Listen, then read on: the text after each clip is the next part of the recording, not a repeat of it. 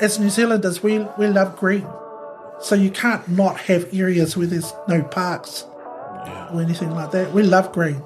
And we've been brought up in it. And that whole thing about God's country, it soon disappears when you've got only concrete to look at. Yeah.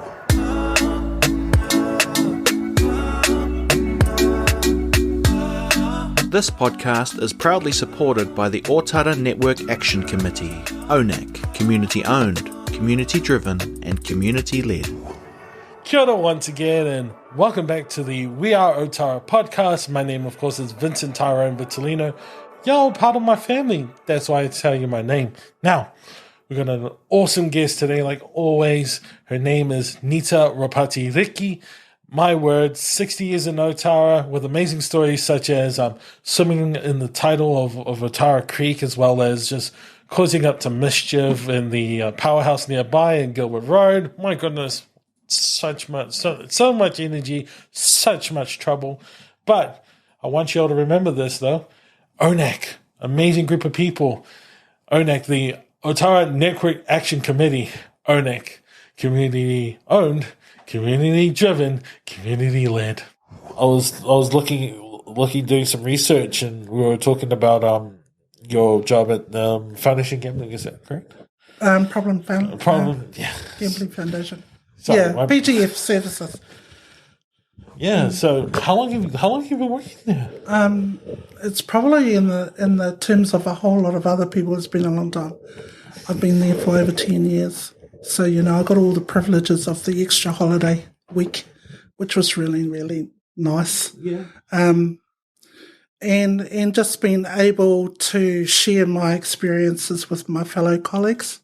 That's a great experience too. That's it's always great when you've got people who are of the same mind, same passion, and you don't have to justify your thoughts and your political situation or where you stand around certain issues. They get it straight away. So it's really great to be in an environment like that nurtures that whole. I don't necessarily believe that there are a lot of workplaces that encourage forward thinking and thinking outside of the box and being able to explore really controversial subject matters around your job when your job is identified and has specific roles that it needs to play and that it's contracted to do that.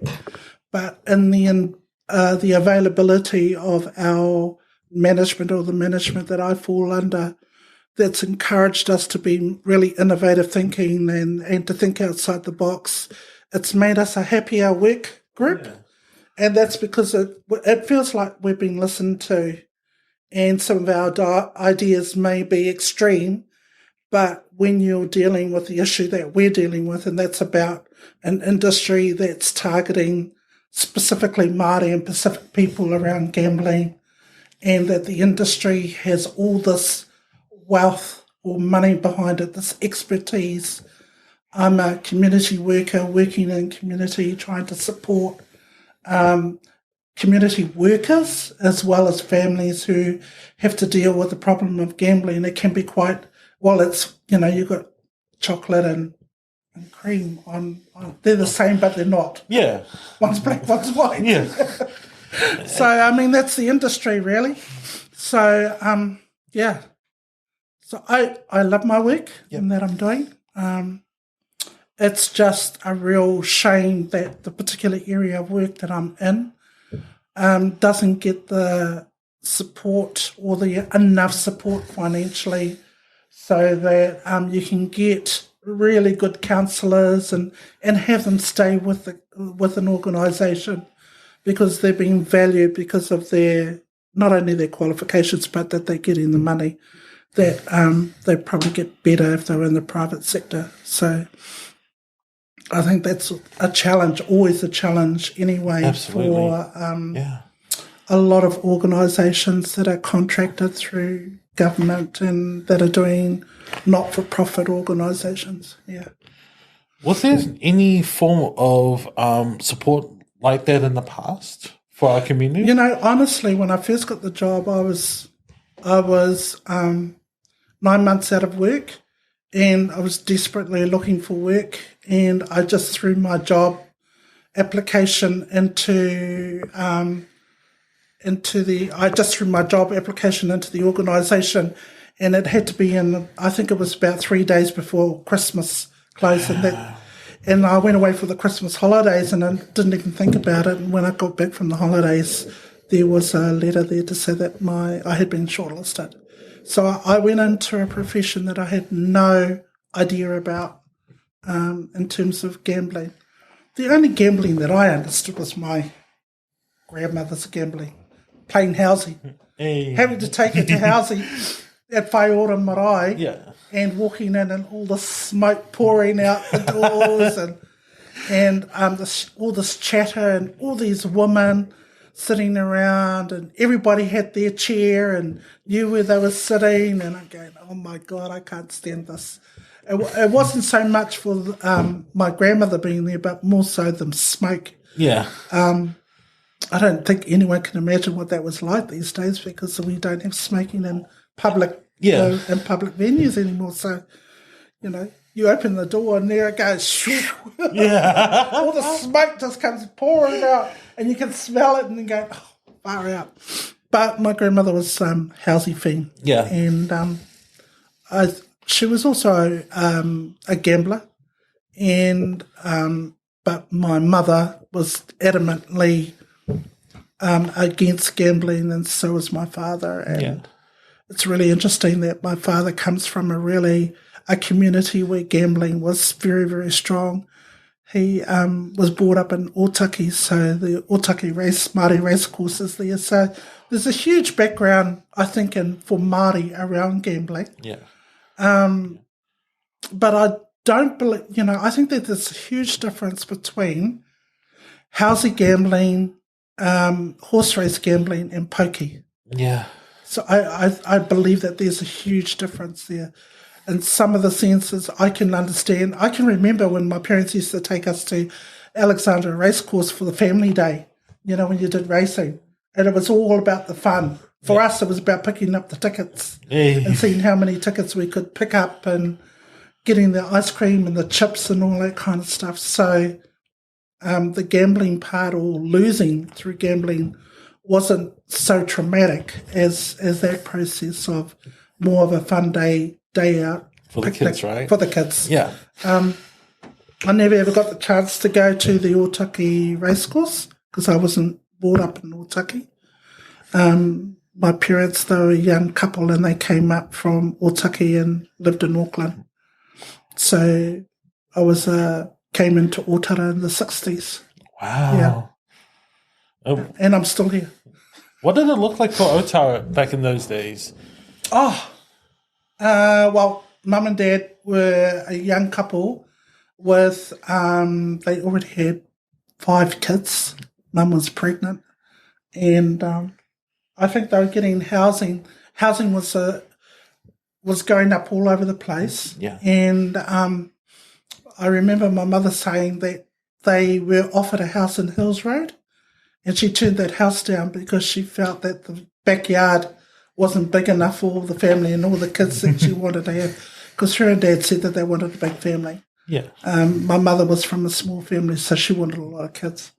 So when we got the house in Gilbert Road, it backed onto the power station, and it had all this paddock room. So she took that place, and that's where we grew up as kids. So we ran around in that backyard in that paddock for years as kids and played there. Played down at the power station, got into trouble, got run off the property, don't know how many times, because it was in private property. You weren't allowed to play down there. But it was our venture ground. And so when my parents' property was, there was the paddock, had horses in it, but between the horse paddock and the power station was a swamp. So you can imagine what it was like for kids when you're only young and there's a whole lot of you, and your mother's just telling you to get out of the house and go and play. Yeah. That the swamp was the place to play. I know, right? we don't normally have that sort of luxury out in these modern times. It's a lot of us will just go to a park or whatnot. Well, it's definitely different. Yeah. Ōtara then, I can remember the ham hock truck. I don't know if you've ever heard No, I've of it. never heard of the ham hock truck. Please tell us, man. I can remember the ham hock truck coming around because there was no shopping centre. Oh, wow. So the ham hock truck had all the meat. And he would deliver on certain days, come around, and you'd order meats and order stuff. your meat, and Yeah. all your meat would be pre-packed, and that's what you would pay for when he came around and delivered that. Very enterprising Chinese guy. Definitely because of all the Māori families in Ōtara, really locks onto that business. Oh, absolutely. And so, that was a regular for my parents with the ham hock truck on our street, actually. So I lived on Gilbert Road, and when we moved into the house, it was brand new, and I can tell you it was so brand new that when you opened the door, you could smell the pine. Yeah. The wood pine. Nice. The floor hadn't even been varnished or anything like that. It was untreated. Still, It was all good. Yeah, it was still raw. So you could smell it all, and you're walking around on a path, and you're trying to find it because the grass is up to your waist as a kid. And all you saw was all these houses going up all around you. And I don't know how many times my mother used to be, you could hear her, typical Māori woman during those times, calling across the valley to all the kids. This is her standing out our front yard telling us off because we were playing in the vacant houses, climbing through on the structures when you knew you weren't allowed to. Yeah. But we just did that. Or we would go around collecting all the wood chips around the housing and take them home so that we could burn them in the fireplace. Oh, yeah. Oh. So that's how, early as memories. Yeah, man. And I think I was, how old? I would have been 6 and went to primary school at Beards Primary. Beards Primary. It wasn't Mainfreight then, it was Good Beards. Mm-hmm. Huge school. By the time I got into the senior part of the school, there must have been over 1,000 kids at the school. Wow. And that's because it was the only primary school in the whole area, the whole region. So everybody from East Tamaki and Flatbush were attending the school there. And everybody kind of knew each other. Yeah, yeah. So it was only Beach Road Primary. Was there any like an intermediate or a college then? I think at the time when I was first at primary, the closest intermediate was Papatoe and Otahu. So there was a lot of families going to Otahu, Papatoe. So I believe that was the close relationship between Ōtara and Otahu and Papatoe. Was not necessarily the primary school, it was more the college and the intermediate. Yeah. By the time I got to intermediate, Hillary was built, and so Hillary might have been up 6 years before I got to Hillary. Yeah. So Ōtara was still developing around your period, and I couldn't imagine how green it would have been when it was developing. Right, those houses are still being built up. Still farmland. I think it was indicative of the families of that time too. Yeah. So my parents grew up in their own country area. So my mother's from Ngāwha, my dad was from Mōtaki. And they were basically farm people working on the farm. And as kids, because we were a big family, every weekend our task was to go out and find food. And our parents would take us out. So during blackberry season, we would be out there with buckets getting blackberries. I hated that job. But that was my mother's pick blackberries so she could make jam. And we would have blackberry tarts. You weren't allowed to eat them as you put them in the bucket because there was never enough, apparently, because there was too many of us. And my father would always, or my mother would always take us out and would go and pick puha in the back paddocks all around the creek, all around by the paddocks there. There was no football fields. They were all full of bloody cows and, yeah. So, and East Tamaki, and across the creek, when my dad had a car, we would go there and get mushrooms. So I think that was just the way that it was for families then. We weren't the only ones that were doing that. Yeah. Because, Ōtara Creek used to have mullet flowing in it. So people would be fishing for the mullet. I didn't know that. Would be netting. This is when I was a kid. Yeah, this is the first time I've ever heard of it. Oh, well, when they didn't have that dam up, it was free flowing. And, wow. And it was very tidal. Yeah. And it would be very high. So in the summer months, man, swimming there was just the bomb because it was deep and, yeah.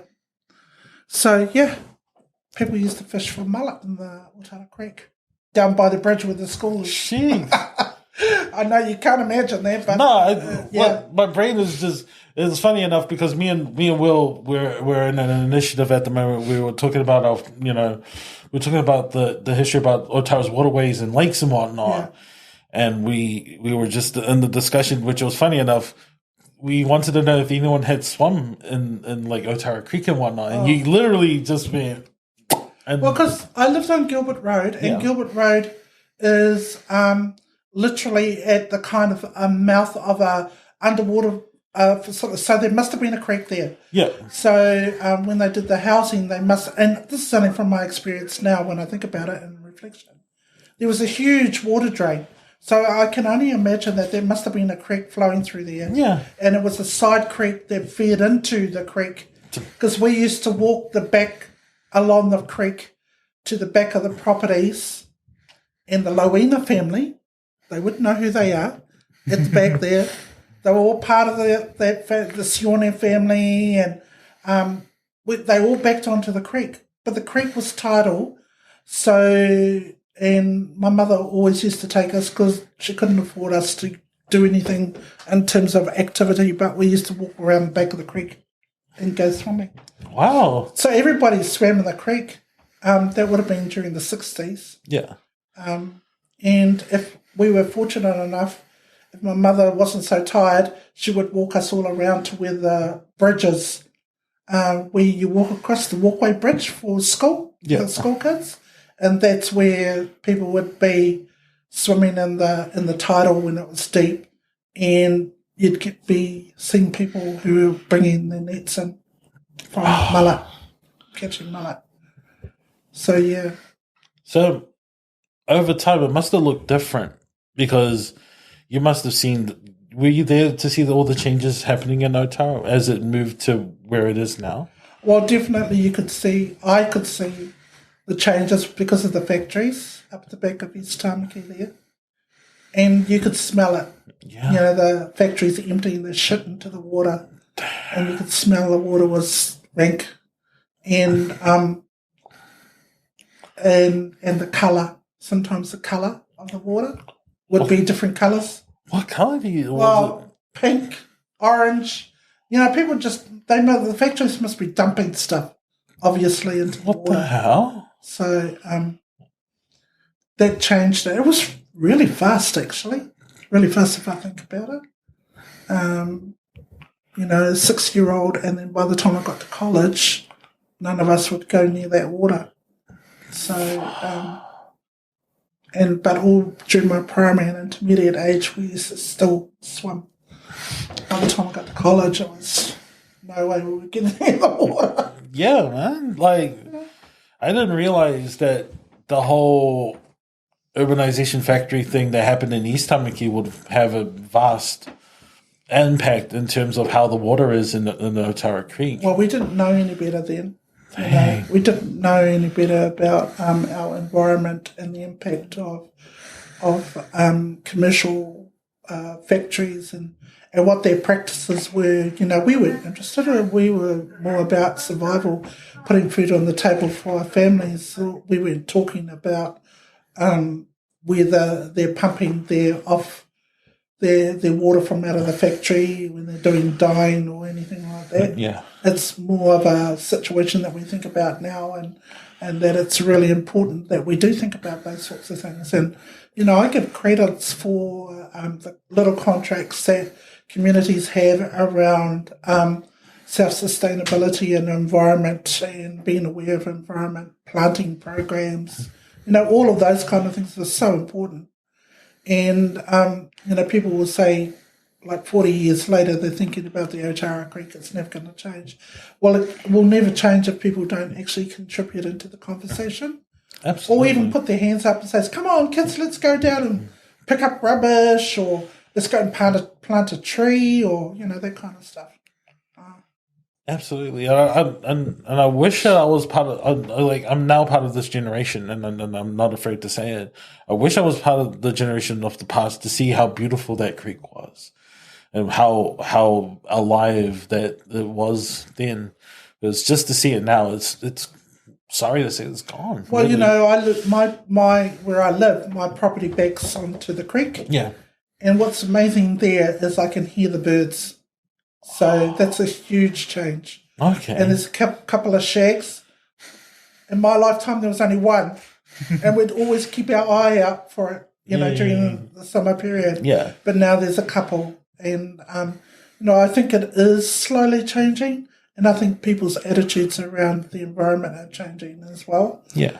I know that this community takes particular pride in making companies accountable and responsible for the environment, which is great. But it's come a long way. You know, I need to tell the story, but I can remember because our grandparents lived in GI. Yeah. And we would always spend weekends there. And my grandmother would do this thing, and the motorway was only 2 lanes then. So it would have been 2 going to and north and south. Yeah.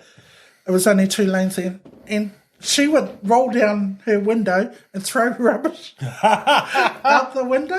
Yeah. But that, you know, it wasn't just her. Yeah. There was a whole lot of other people who were doing that thing. And I remember that, and I would look at her and go, "Nan, what you doing?" And she said, "Oh, it's all right, Moko. It's just paper," you know. And I think about that and think, you know, that's the kind of attitude and a mindset. If you don't have it right from the very beginning, well, how do you know that what you're doing is going to have a huge impact to it on the community? And I truly believe that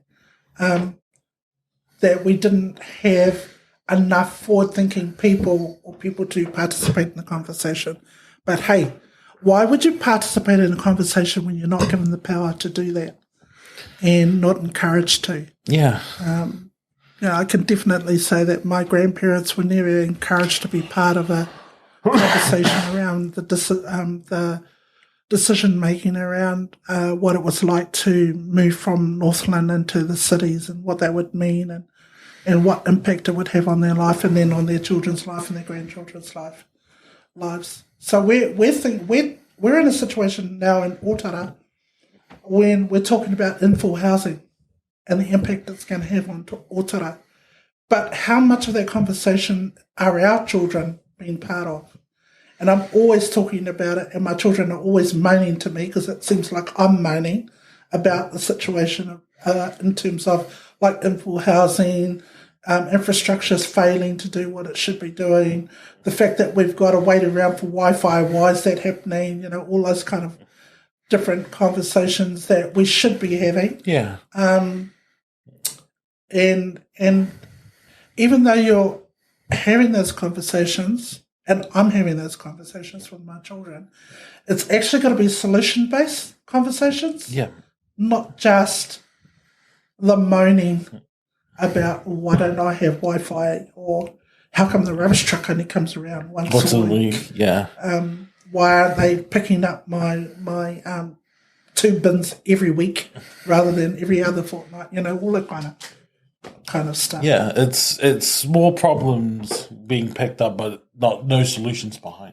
I don't know whether or not we're brought up in a society where we're encouraged to talk about the social injustices. Yeah. Whether it's from me as a Māori woman or the cultural impact of my child being takatapuhi, or the fact that our environment, we don't have enough services picking up rubbish, or where we're going to put that rubbish, the fact that we don't spend a lot of time or encouraged to. Plus the education system doesn't really encourage that as well. I agree with that, definitely. I think that the education system is built more around compliance and learning history, but not necessarily saying, let's learn from history. Yeah. We're learning about history, we're not necessarily learning from history. Yeah, just being forward thinkers and innovators. Yeah, we can and learn encourage that creativity. Yeah. I mean, sometimes it may be really left field and you think, oh my God, I hate that. But isn't it better to have that creative kind of vibrant way of thinking, because that's what keeps us as a society moving forward? Absolutely. Instead of saying, I hate looking at this pile of rubbish, let's think creatively, going, what can I do with this pile of rubbish? I can make a reusable material out of that rubbish. Make it well, that's just that way. One example. Yeah. I want my children, my grandchildren, to be validated for the contribution that they make, and that there is a conversation around those things that they are sharing, or maybe not solutions. It could be more problems. But also, I love the idea of people talking about simplicity. Yeah. We don't actually have to buy $200 shoes. We don't actually have to buy all our food and packaging. It's those kind of conversations that I think that we might be heading to. Yep. I'm not necessarily advocating for it, but I believe that there are things that we can simply say enough is enough, and we don't necessarily have to do a lot around one area and a lot around other areas. Like my profession is gambling. Well, I said, enough is enough. How much more do you have to drain the livelihoods of people who find it difficult as it is now, and exploit their whole vulnerability and give them hope through a machine that you push a button and every second you lose hundreds of dollars. So, I mean, yeah. Do you call that commercial capitalism to its finest, and or entrepreneurial development for different people? I think, why didn't us Māoris get onto it straight away? We could have made thousands of millions of it, but that's the point. The point is that we've never really been, and we have been commercially thinkers in the past, but why would we exploit our own when what we're trying to do is support ourselves and our own and our families, and make it a community wealth rather than an individual wealth? Yeah. And there's not a lot to gain if you do it as an individual. Sure, you get the fame, money, and all that stuff, but as a community, you gain a lot, not only for the community itself, but for the future of that community to grow and perspire. Like, I see Ōtara, if we have a lot of our people speaking as loud as it needs to speak out to change things, the environment around it, the people, the things that are happening, gangs and whatnot. If we have enough voices to speak out loud enough for everyone to hear it, to see it, and for things to be done, I believe myself that Ōtara can be the better and very, very strong that it could be. I think we are now. I just believe that we're listening to the judgment too much rather than viewing the positive. Yeah. I think that there are a lot of people who are doing amazing stuff in the community, but we're not hearing about it. Or we're not looking because we're so busy in our own world trying to figure out how to survive and how to keep our families alive and invigorated and keep them creative and keep them positive. Yeah. So I think that there are some amazing things that are happening out there, so much so that sometimes we get drowned by the noise of so much other things going on that we don't actually see that, oh, so-and-so is doing this and it's really, really great. And it's hard to pick. I think it's very difficult to pick a whole lot of things that are happening in the community. Unless you're passionate about a certain particular area, then that becomes your passion, and that's where you fight and that's where you push. And I say, do it. I suppose it's all about my own family.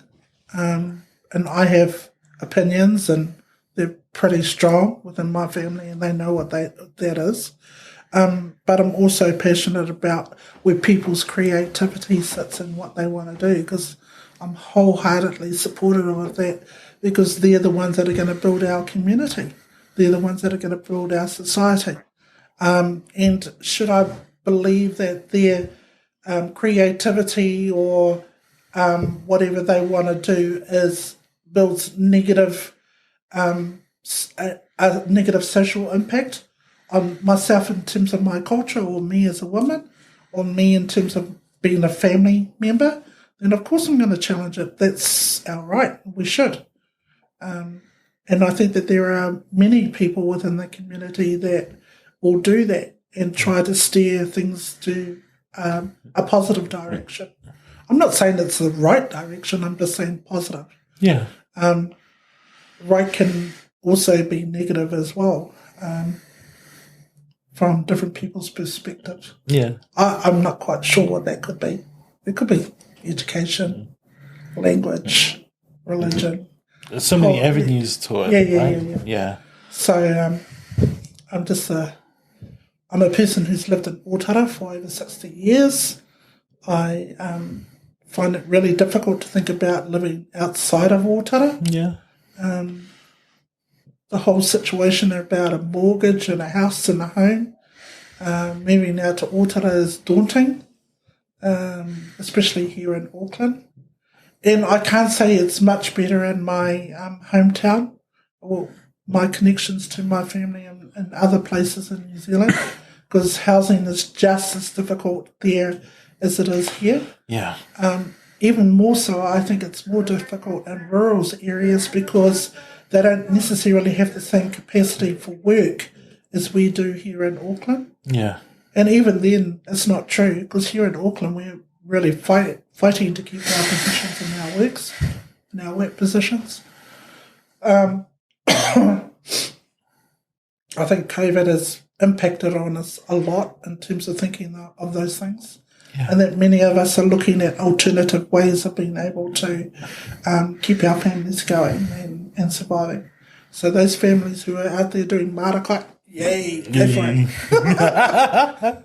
I wish I could, but my inability to be able to dig a ditch or a hole or turn the soil is not because I don't want to, it's because I find it physically difficult. I've got a waiting for a hip operation. Yeah. So you've been here for 60 years. Ōtara's your life, your bloodline. What do you see Ōtara in another 60 years? What do you think that the future looks like for Ōtara? Sad to say, but I believe that Ōtara, I believe that in 60 years' time, that it would be a city within a city. So Ōtara will be like a small region that's within a huge city, as it is now in Auckland. And it will be governed by the bigger city. Yeah. So therefore the problems or the needs of this particular region won't be heard. And I say that from probably from a negative point of view, if you think about it, because there's not enough Ōtarians participating in the political conversation around the future of Ōtara. I don't say that in a negative way. I say that in a way that we haven't been encouraged to put our hands up and say, hey, look, the transport situation in Ōtara is terrible, or hey, our water supply is atrocious, or the services that we get in Ōtara is terrible, or why are you pushing people into the community of Ōtara when you haven't thought about what facilities are needed to sustain communities of different cultures. I don't see any of that happening now around the conversation. Yeah. I don't even see people listening, the decision makers listening to those in the community and saying, Taiho, you shouldn't be doing that. Not yet, anyway. Why are you making decisions about building certain facilities in different areas of the community of Ōtara when you haven't thought about the impact that it's going to have on its neighbours and so forth? When you don't have decision makers not listening to your community, well, then you already feel defeated. So my 60-year view is that if freaking infrastructure doesn't, or the decision makers don't start listening, or actually say, well, hang on, you're right, we've got to stop that, or actually we don't have the money, just be clear to the communities. Transparency, right? Transparency. Yeah. Transparency. We're going to put motorways and make them huge, and you're going to be the centre of the motorway turnabout, spaghetti junction kind of stuff. Yeah. If that's what you want to do in Ōtara, then say it. But don't cover it up with other things piling up. All these soft policies that they want to put into the place.